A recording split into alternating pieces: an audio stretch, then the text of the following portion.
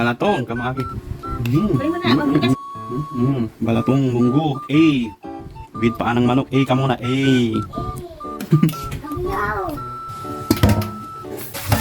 Tapos guys, higasan na natin ng mabuti ito guys. Kaya pala pa kung puto sa kusaya.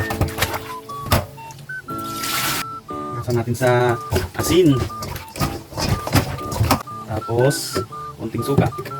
Para mawala ang lansa. Goods.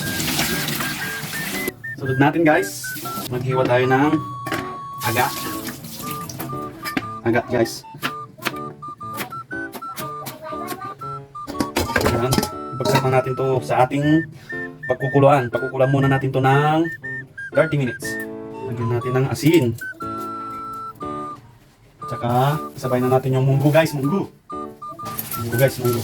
Kunti lang yan guys. Lagyan na rin natin ng tubig. Yun, okay na yan guys. Pakukulan na lang natin dito ng mga 30 minutes. Habang pinapakulo natin ito guys, pinapakuloan natin ang balatong. Yun, hugasan na natin itong dahon natin ng ampalaya. Hugasan lang natin ito ng 2 beses. Yun, bilid muna natin ito guys. At meron din tayong 4 ay 4 na pirasong kamatis. Yung pula ang ating kinuha guys, para mamula-mula. At meron din tayong isang sibuyas at uwangga.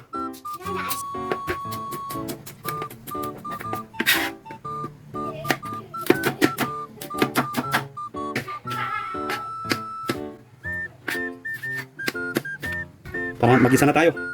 At habang pinapakulan natin ang ating munggo, gigisa muna tayo guys. At kung kumakain kayo sa mga inasal, sana kunin nyo yung mga chicken oil nila. Pwedeng gamitin nyo to. Pwedeng gamitin nyo to sa pagigisa kung manok ang niluluto nyo guys. Solid to solid. Para hindi naman sayang. O, nyo, maganda. Tapos lagyan lang natin ng konting mantika. Pasabay na natin guys.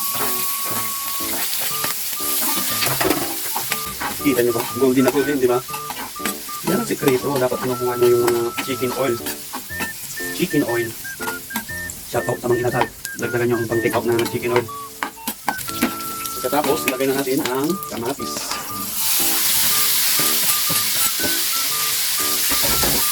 Tapos kalahating barnats. Diyan na rin natin ang paminta. Kunti lang. Bahala kayo kung gusto nyo ng paminta.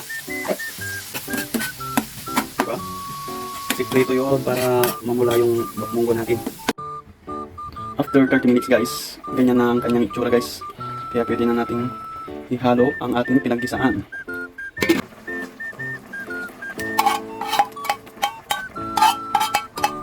Lagyan natin ng konting tubig pa para sa kanyang pagpapakuluan ng konti.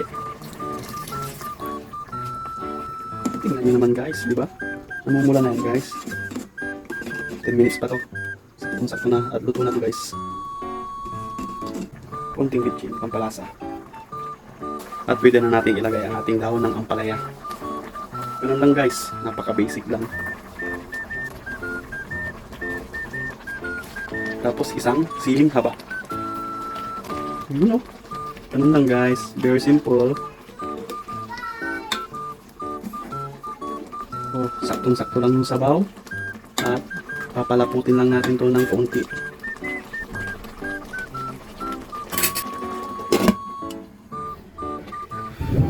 At yun na nga guys, luto na. Luto na ang ating munggo. Tignan nyo naman ang itsura guys, saktong-saktong lapot. Simpleng ulam guys. Tara, kainan na.